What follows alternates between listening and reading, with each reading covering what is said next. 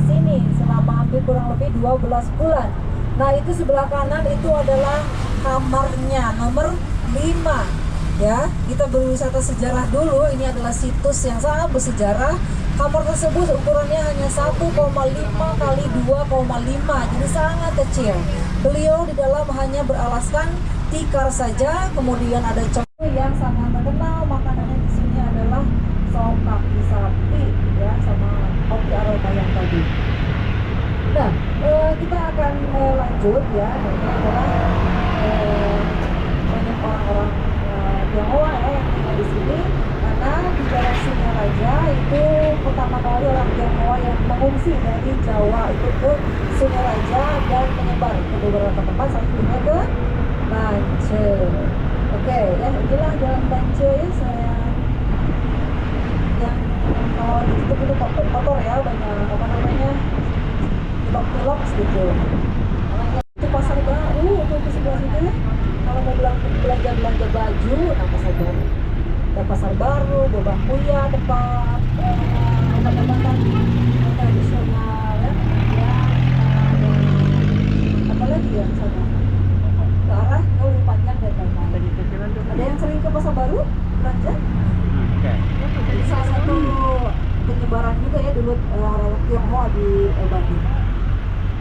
Oke, nah ini sebelah kiri ada stasiun Bandung ya. Nah ini stasiun Bandung. Kita lurus aja ke sana.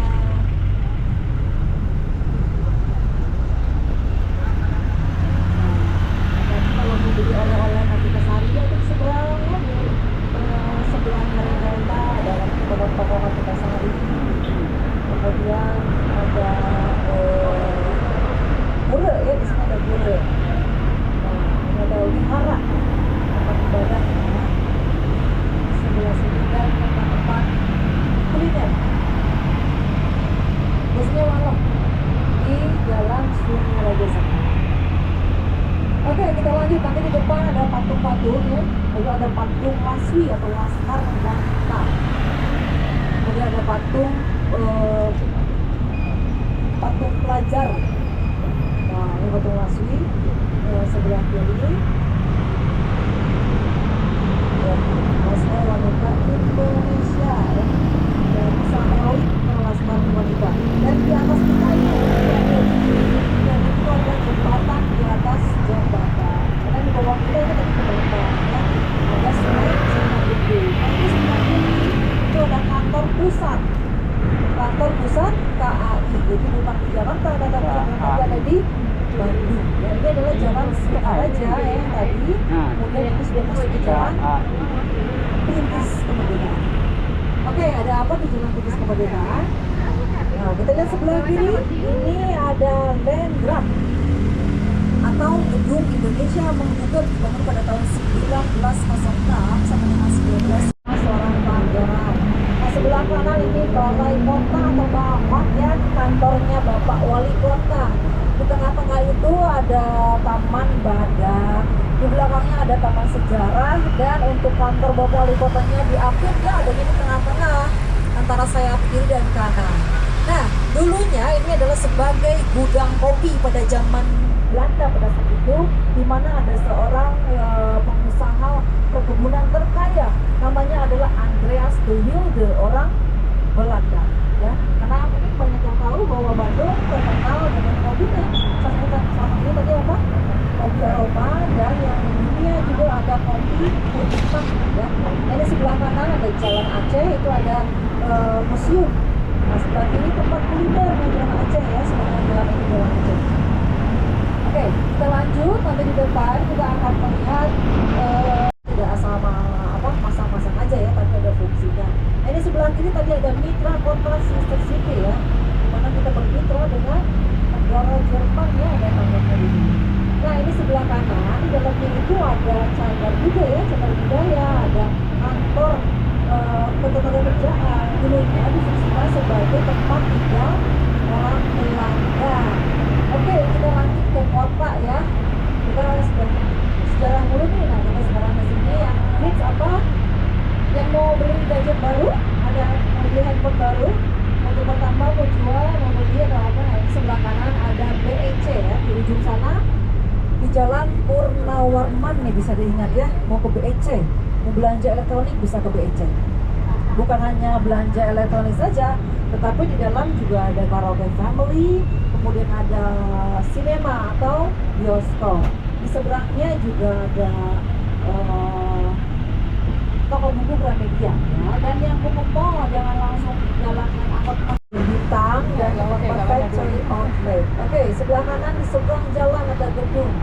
Bisa kelihatan nama gedungnya apa? Masih terbaca?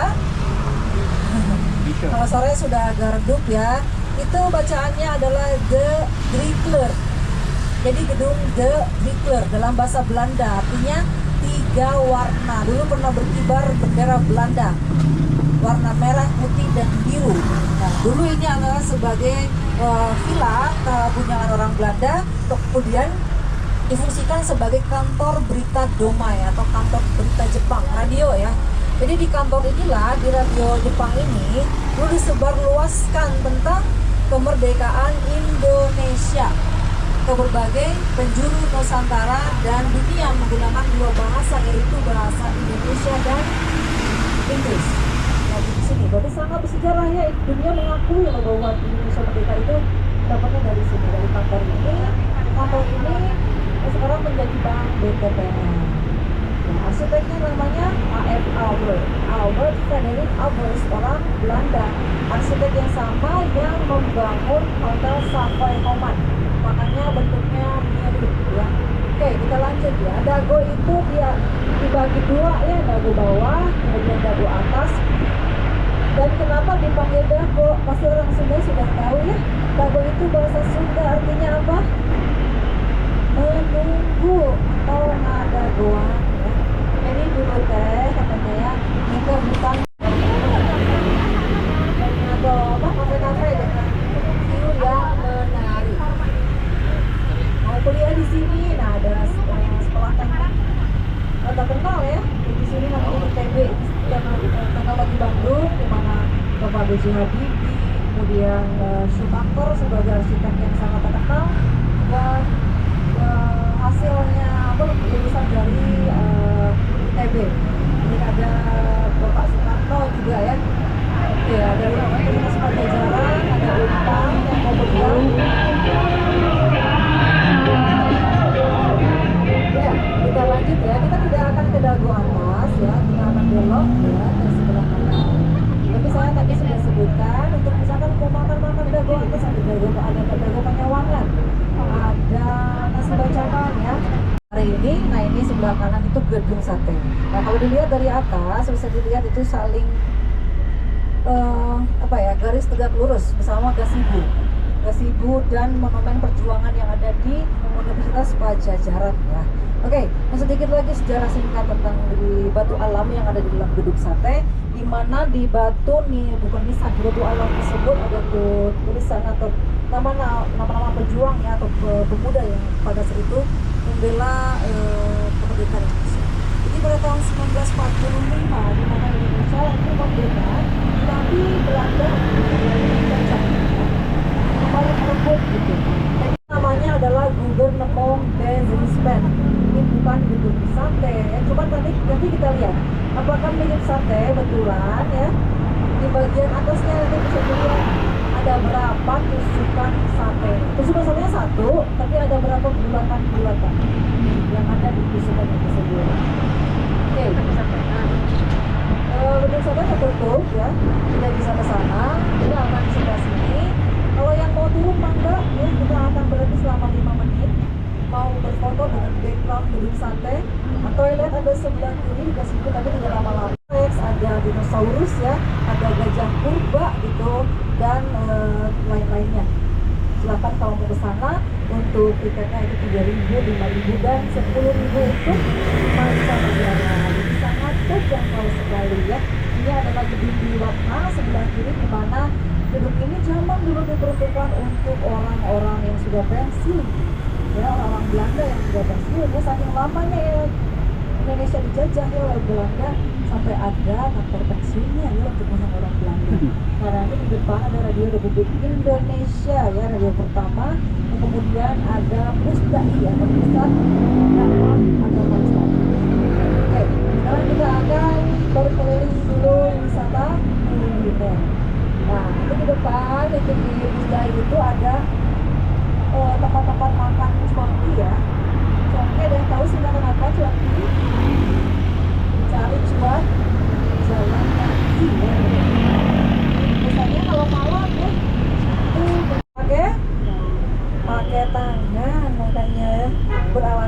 daunnya. Nah, ini namanya alas daun. Kalau mau makan nasi bancakan tadi ada ya di Ponorogo, makannya pakai piring yang seng itu ya, pakai seng, masakannya khas Sunda. Nah, di sini juga ada Fortuna, bakso Malang, tadi ada HDL, kemudian ada ayam taliwang, dan di depan nanti ada nasi padang payakung buah. Dan punyanya adalah yang tahu YouTuber Muhammad Haris ya, payakung buah masakan Padang. Ini adalah franchise termahal katanya payakung buah itu. Makanya harganya juga worth it, sesuai harganya juga, sesuai makanan yang enak-enak. Nah, ini semuanya tempat makan. Ini ada beberapa juga street food. Nah, ada makanan di jalan. Nah, ini pisang pun sampai ke sana itu makanan ya. Kemudian ya di sini juga sampai ke ujung sana. Ini street foodnya. Tidak kalah enak juga ya. Nah, ada yang pernah nonton film Dilan di sini? Tahu? Sebelah kanan sekolahnya Dilan dan Milea, Seman 20. Ya, Seman 20. Di sini juga bisnisnya sangat kuat. Dimana dulu Seman 20 itu dulu sebagai Taman Maluku ini perempuan jadi-jadian. Kalau siang itu dewa, malam jadi dewi ya. Lumayan serat juga ya. Dan di sana juga ada patung Vertra, patung seorang pastor ya. Konon katanya matanya bisa lirik kanan kiri. Kalau Adventure Station ya, dari dulu nggak pernah berubah.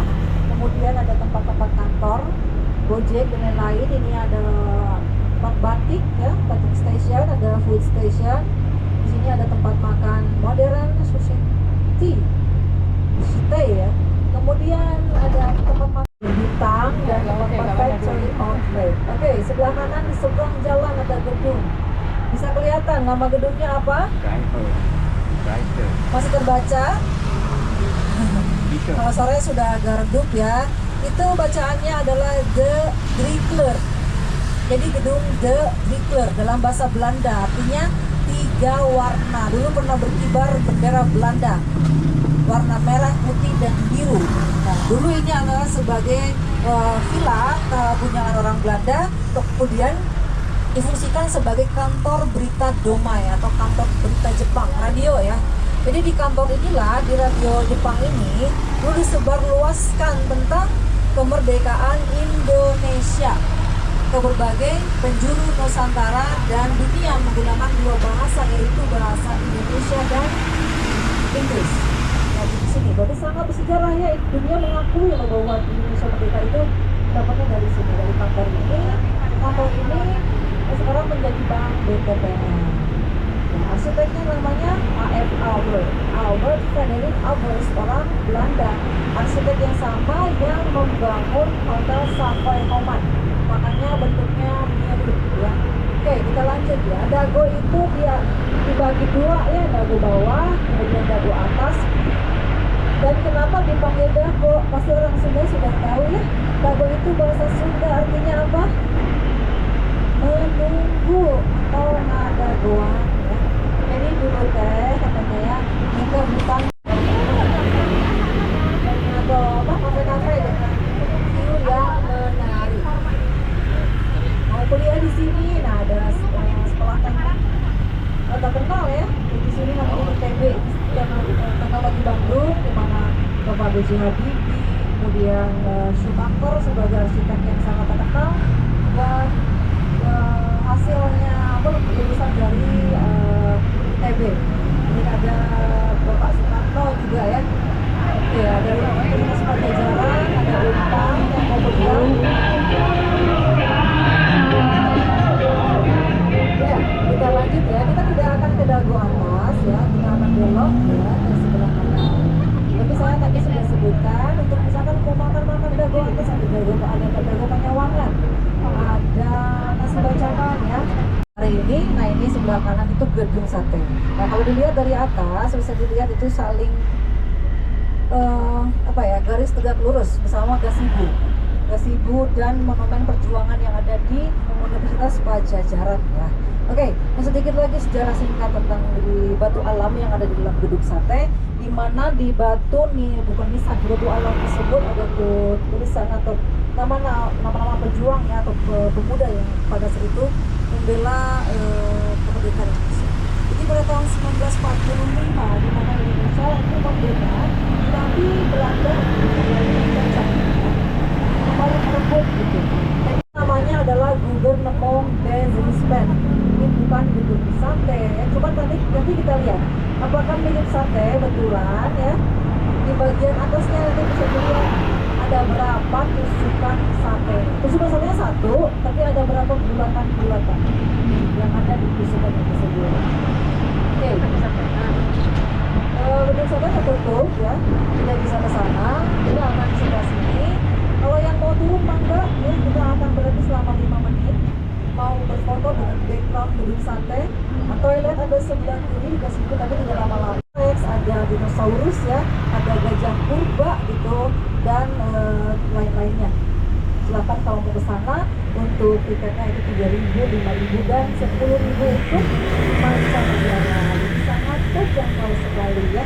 Ini adalah gedung Biwakna sebelah kiri, di mana gedung ini zaman dulu diperuntukkan untuk orang-orang yang sudah pensiun ya, orang Belanda yang sudah pensiun ya. Saking lamanya ya Indonesia dijajah ya oleh Belanda, sampai ada kantor pensiunnya ya untuk orang-orang Belanda. Karena ini di depan ada Radio Republik Indonesia ya, radio pertama.